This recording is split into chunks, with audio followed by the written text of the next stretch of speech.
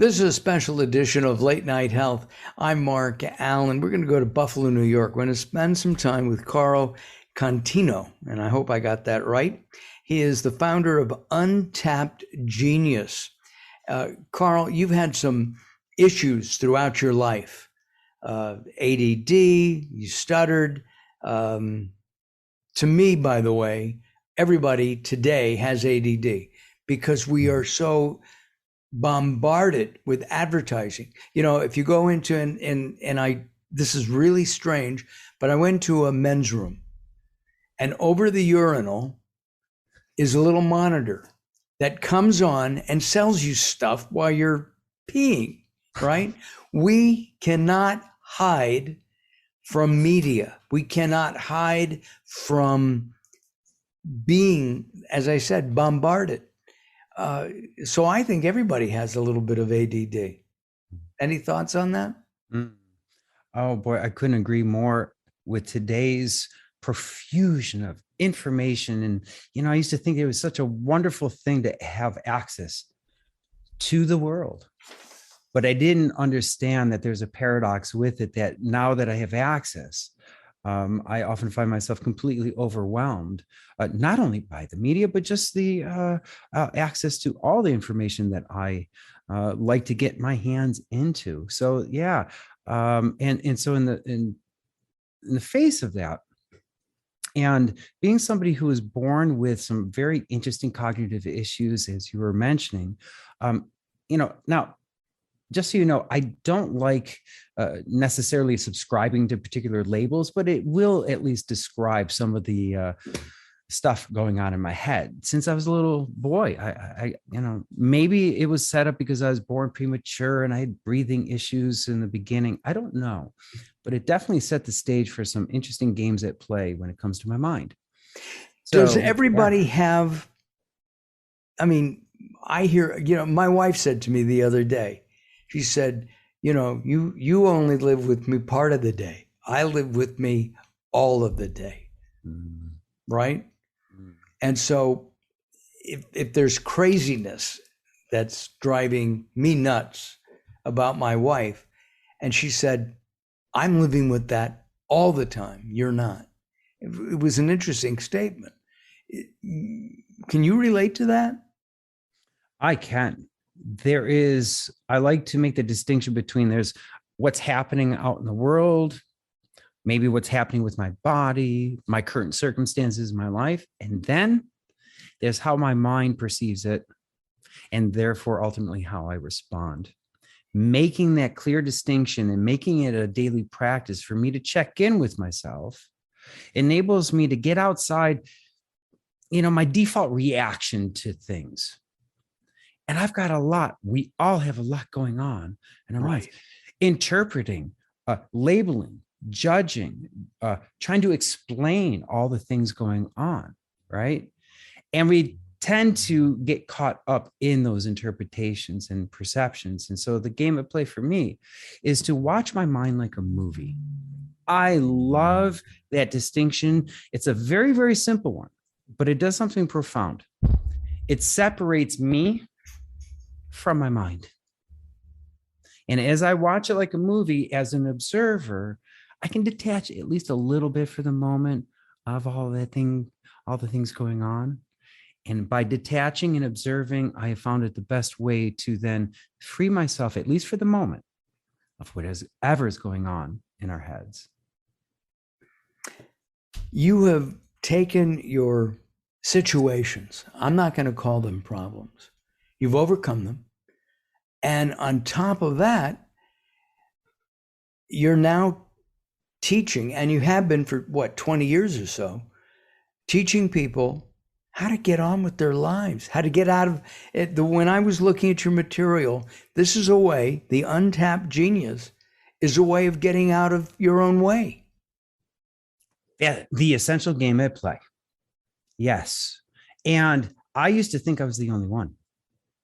And it turns out even the most capable, brilliant of us, we get in our own way. And here's a key thing, even if we know it, can you see it in the moment is a key question. Right. There are all sorts of invisible assumptions and choices and decisions we've made in the past about the nature of whatever in life. And by default, we're going to go based on those decisions, choices, and assumptions. And so for me to tap myself, my mind, from time to time, say, well, let me take a look at this. Let me hold on loosely to what I believe to be true right now so that I can be more flexible and dynamic with what's actually going on.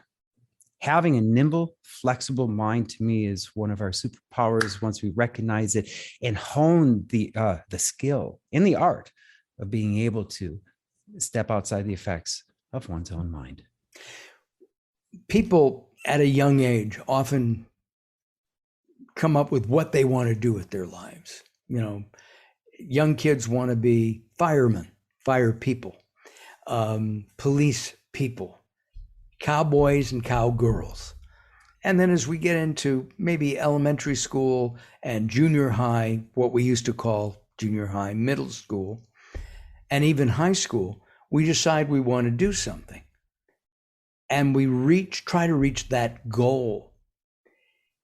And at the same time, we know that, especially for men, that what we do is how we self-describe. Now, you've always wanted to be a musician. You've got drums there, all kinds of them. And you're going to play for us in a little bit. I wrote that note. You're a jazz percussionist and guitar, if I'm not mistaken. What happens if we don't reach that goal? I have witnessed not only with myself, but probably thousands of others who, for example, went to Los Angeles, where I went to music school, 2 of them there, one in Philadelphia. And I saw the folks who wanted to be that famous rock musician or, becoming a star on TV or in the movies, right? And I thought to myself, it's like, out of 1,000 people, how many actually get there? Maybe 1 out of 1,000? Maybe. What happens to the other 999? And I have experienced what it's like to walk around in absolute hopelessness, like a walking shell of myself, having had pursued with all my heart and soul to achieve what I'm here to achieve, and to be knocked down over and over and over again. The impact of it is profound. But there is another side to it, though. If we can get through that devastation and then move forward and turn it into something beautiful, get clear on how can I live my passion, or what different ways might it look like? Being flexible and creative are fundamental as far as I'm concerned. It's interesting. Being in radio and television, sometimes film, I am available, folks. Self-plug is okay. If you want to plug, Carl, go ahead. You get the education for music. You do all that, but you have to, I guess, your roadmap may change, right? Yes. And as you're going toward that goal, you're going toward a city, you're going to New York City. And on the way to New York, you end up in Buffalo or Philadelphia, hopefully not Florida. Sorry, Floridians. But how do you're still going toward that goal, but things are coming up.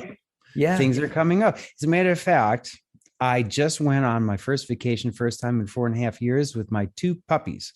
I've got 2 English cream golden retrievers, Bodhi Safa and Mama Rose, and I'm training them to be service dogs. So I thought, you know what? It's time to get out and, let's do a little test. So we drove from Buffalo all the way down to Florida. And Ah, we went to Disney World, we went to Miami Beach, we went to Key West, and just to be come able on, to you hit South Beach, didn't you? yes, I most certainly did. Where my two puppies were asked to be mascots for the Ritz Carlton of all things. Oh, that's cool.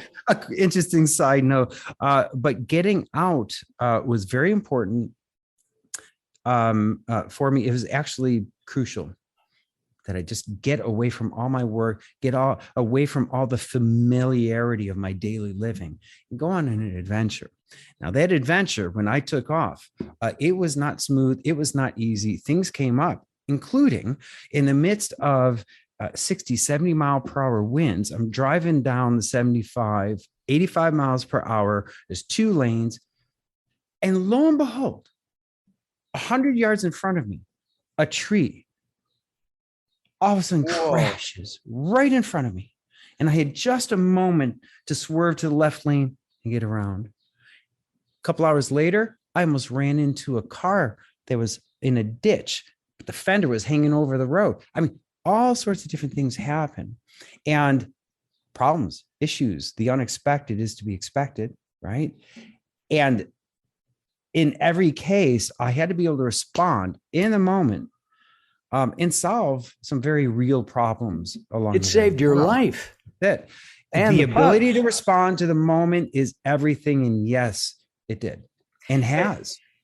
There's an old saying, you know, God, Jesus, spirit, whatever you want to call a higher power, only throws out at you what you can handle. I hate that, by the way. Can you respond? Yeah, I have been through some interesting challenges in my life. I was referring to my cognitive issues, which had a devastating impact on my life. I was also born with a high level of fear and volatility. People scared me. I couldn't find the words and still struggled with it until I was about 3 years old. And then people couldn't talk to me until I was about 8 or 9. And I don't remember this, but my cousin was telling me, Carl, you used to go run and hide in a corner. You couldn't talk to you. That's how afraid of the world I was. And yet I had a huge amount of passion. First of all, my first dream, I might be dating myself a little bit here, but I wanted to be the next $6 million man. Aha. Steve Austin, who crashed, he was an astronaut. He crashed and, they didn't give him any chance to live, but they rebuilt him and he had a bionic eye. He could see a mile away. He had bionic legs and he could run like a cheetah. I mean, every Friday night eating Bocce's Pizza, a famous place here in Buffalo, 3 feet in front of the TV, I was dreaming of being that $6 million man. Little did I know that I would have unforeseen major obstacles. Again, the cognitive stuff, speech, stammering, trying to find words, memory issues. There are certain types of memory like facial recognition that just simply don't work for me. Dyslexia. But here's the most devastating thing for me personally. My number one passion, as you had mentioned, was music. First, it was jazz guitar. And again, I might be dating myself a little bit here, but I wanted to be the next George Benson. Okay. He had a rhythm and groove and feel like none other. So I ended up dedicating 10, 15 years at least to music, 3 different music schools. I had over 40 teachers. I practiced 10 to 12 hours every day. But here's the crazy thing. I actually got worse. Because it turns out that one of my cognitive issues, which is, I call it many things, but I call it a flow stutter, where I go to express myself, but it's like there's a trigger happy part of my mind. I call it the controller that taps on the brakes, and it also tries to grab onto the wheel too tight and do the doing. And in music, or talking, or connecting with another, or just doing my day to day, that is not the most efficient, pleasant way of doing things. All right. So I recognize there's a stutter that was built in me that was showing up through my music, and I couldn't change it no matter what I did. And on top of that, I've had some interesting physical issues. 8 years ago, I was doing my favorite thing at the time was skiing. And it was the last run of the day. And I decided to go for it. So I How are went, your knees? oh, well, no, my knees are the least of my problems here. Oh, yeah. Challenges, issues. I ended up hitting a jump at 40 miles per hour the wrong way. I ended up 25 feet in the air unexpectedly, and I fell backwards onto a sheet of ice. And so I ended up breaking 8 ribs, my shoulder, I punctured my lung, and I shattered my hip in 9 different places. And at the time, of course, I was devastated. I was panicking. I was full of fear. It's like, oh my gosh, because I couldn't breathe. And my leg was locked into my chest and I couldn't straighten it out. All right. Long story short, I heard an inner voice in me at one point, waiting for the helicopter to pick me up, take me to the hospital. I said, Coach Carl, reframe this. Now, there's what is, and then the perception of, right? Now, in the midst of it, I'm tuned into the fear of it all and the panic, like what's going on here. But I heard that little voice and said, all right, let's reframe it. And I turn even the most serious things into a game, because I think that's when we can be at our best, even with most serious things, right? So I asked myself 3 questions with any situation. What's the opportunity here? Mm-hmm. What can I do with this? And the craziest one of all is, what do I actually like about this situation? So there I am trying to ask myself these questions in the middle of this accident. And I thought to myself, what, are you kidding me? What's the opportunity? What can I do with it? What do I like about it? Nothing. Are you kidding? But then I hear going through the sky. So, oh, that must be the helicopter for me. And I had my first reframed positive thought, if you will. Wow, I've always wanted to go on a helicopter ride. There you go. And that is what I call being into the yes of whatever's going on, no matter how horrible. If I fight it, if I panic, I'm not at my best. But if I can find some way to work with the situation sooner than later, hopefully, then I've found that it turns into beautiful things. So when I was in the helicopter, my second reframe was, thank God there are people like these paramedics trained to take care of people like me. And it continued while I was at the hospital and whatnot. And then it eventually led to over 2,136 days in a row, without exception, of what I call doing my DCOM, daily celebration of movement, not exercise. I let go of exercise, instead made it a game. I made it about movement, dance, singing, and even while lifting weights, I would do it to the rhythm of the music. There was no discipline needed. I was propelled forward because I was grateful to be alive, and just to be able to move my body was everything. So that gives you an example of some of the cognitive issues I've had, physical problems. And at its worst, to be quite honest, I like being open with people just so they know really what I've experienced. At one point, I ended up at just about the lowest point you could ever get to, homeless, living in my van, and addicted, and a couple of times contemplating ending it all. So that just gives a little idea of the impact that some of these challenges have had. But my grandmother told me, my Italian grandmother, who lived in 97, my grandpa lived 103. They must have been doing something right? She says, Carl, first of all, if you got your health, you got everything. But number 2, where there's a will, there's truly always a way. Not just as a pretty notion, but now I live that notion to the best of my ability. And part of the game is to find the freedom within the constraints, find the possibilities within the limits, if you will. Do you take your life experience, extrapolate it to others, and say, if I can do it, that's it. I can That's show my you message. how you can do it. That is my message. Yes. And you've been doing this for over 20 years. Longer than that, yes. Longer than that. And with folks from all walks of life.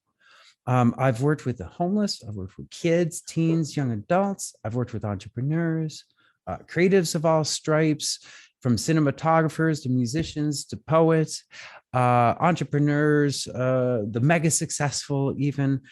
But we all have one thing in common, I found, what we were referencing earlier. In some ways, we all get in our own way. As we age, as we contemplate our lives, and if we're middle-aged and you're looking, my neighbor is moving rocks right now, if you can hear that. The fact is that maybe you don't have as long to go as you've had already. Mm-hmm. And you want that to be better. You want something different. So the actual thought here is, are we meant to live happy lives, or are we supposed to suffer? I mean, you certainly suffered physically and mentally. The beautiful gift within that is that I have often been able to experience, and acting as a catalyst for others to move through their challenges. It's, how can I create the life that I want to experience? Not in spite of the things that get in the way, but because of. And a huge source of inspiration for me is nature. So, nature seems to do an amazing job at dealing with its challenges and creating new growth from it. If you think about a forest fire that clears the old growth so that new growth can emerge. Yeah, some trees need that fire to be able to grow. That's right. And it's built into nature. It's like, if you even take a look at a plant, what's it grown in? Dirt, which is a bunch of rotten decay and a bunch of crap, if you think about it, right? Yeah. But provide the right environment, and that crap turns into fuel for new growth. And that plant depends on it.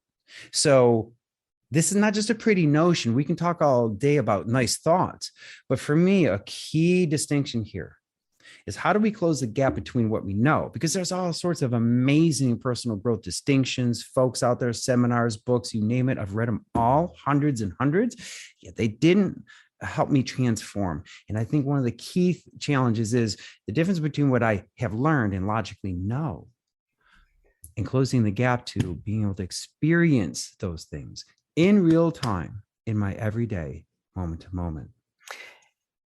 You mentioned that you've worked with mega wealthy people. Some people say money is the root of all evil.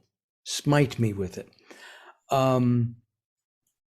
I don't believe that money is the root of all evil, but even those who have tons and tons of money and don't worry about things that the average person does, the price of $6.50 gas per gallon, right.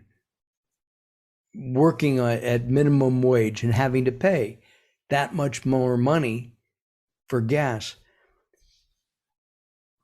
Money doesn't solve those problems, does it? It's still a mindset on how you live. You said it right there. Mindset is everything. It's 100% of the game as far as I'm concerned. Great example is for several years now, I've worked with a multi-Emmy winning documentary filmmaker, extremely talented, does amazing work sharing stories of amazing people in this world that you would never hear of. So he had all the trimmings of success, and yet he was I will just say, he was as miserable as one can get. Mm-hmm. Two key things at play.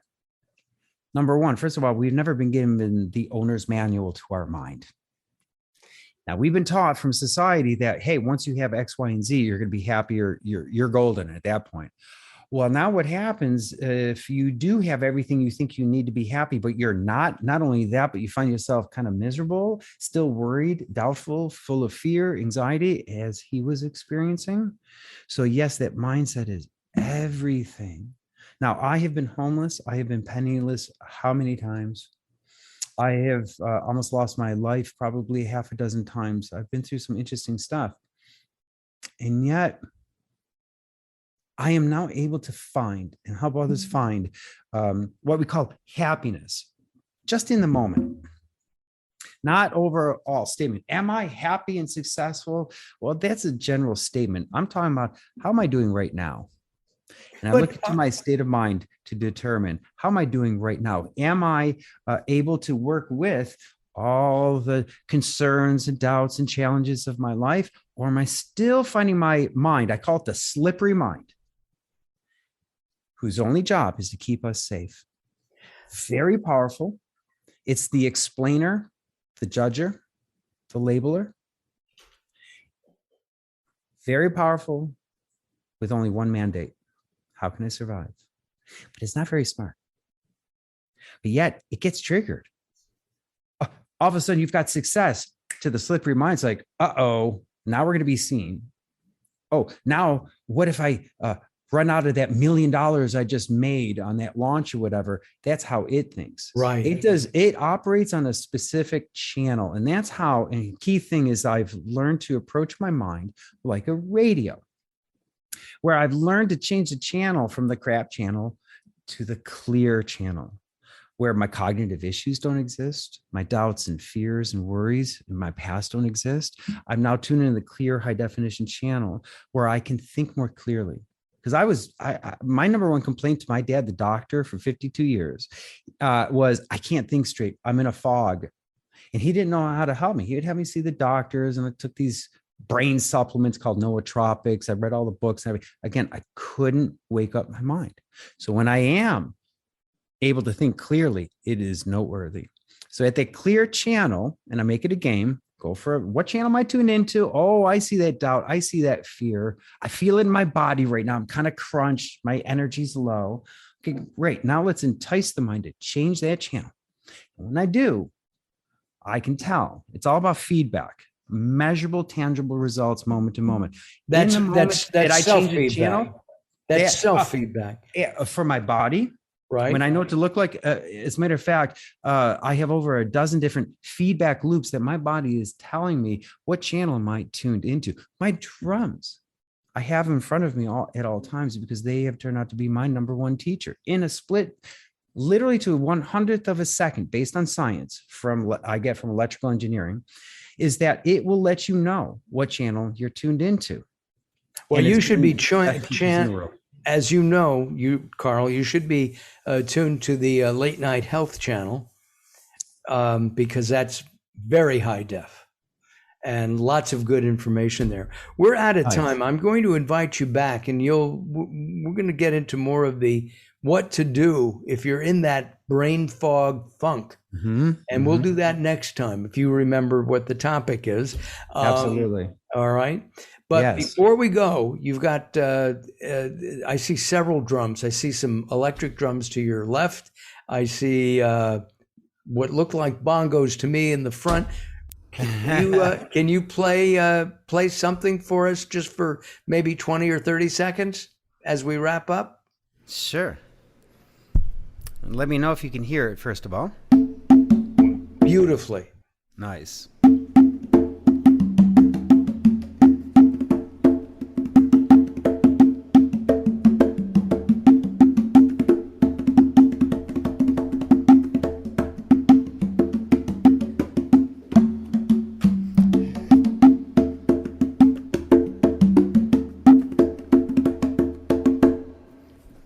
Little sample impromptu right there. Hey, listen, I really appreciate your time. I want to give a shout out to Tom Martin for introducing us, one of my favorite people. And Carl, you will come back? I made that a statement, not a question. You noticed that. Ready anytime. All right. Hey, that's love it. Great. This was so much fun. Boy, time flies though, huh? It does. I promised 20 minutes. We've done a half hour. All right. Listen, thank you very much for spending some time with us here at Late Night Health. We really appreciate it. If you want information on Carl, we have his website up underneath us right now. And of course, you can find out more by going to latenighthealth.com. We'll have an article, we'll have his pretty picture, and a way to contact him as well. Carl, again, thank you very much. I'm Mark Alyn. Thanks for watching. We'll see you on our next episode.